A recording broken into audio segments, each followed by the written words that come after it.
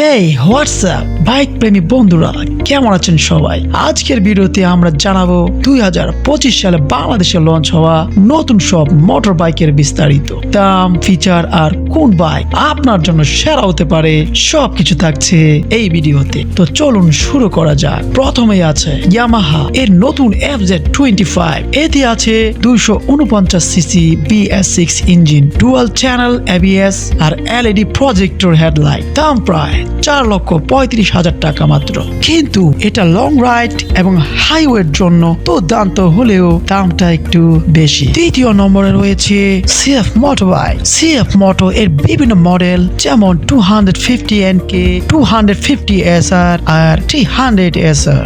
দাম 3,50,000 থেকে শুরু হয়ে 4,50,000 টাকা পর্যন্ত। স্টাইলিশ ডিজাইন আর শক্তিশালী ইঞ্জিনের কারণে এগুলো নতুন প্রজন্মের কাছে বেশ জনপ্রিয় হবে বলে আশা করা হচ্ছে, তবে পার্টস আর সার্ভিসিং কিছুটা সীমিত হতে পারে। তৃতীয় নম্বরে রয়েছে Honda X-Blade PGM FI 2025 addition.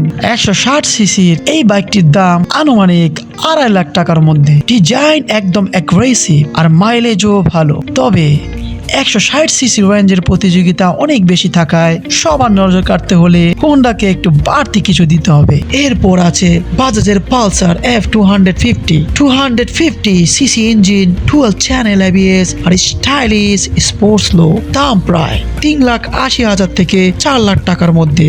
Pulsar ফ্যানদের জন্য এটা হবে একদম নতুন অভিজ্ঞতা। পরবর্তী যে বাইকটি রয়েছে সেই বাইকটি হচ্ছে যারা ভিন্নধর্মীমূলক চান তাদের জন্য স্পেডার কান্ট্রিম্যান 165। এটা একটি ক্যাফে রেজার স্টাইলের বাইক। দাম 2,19,000 টাকা মাত্র। ডিজাইন আর স্টাইলের জন্য এটা ইউনিক, তবে লং রাইডের কমফোর্ট একটু কম মনে হতে পারে। সর্বশেষে আছে কমিউটার সেগমেন্টের জন্য রোড মাস্টার ভেলোসিটি। দাম মাত্র 95,000 টাকার মতো।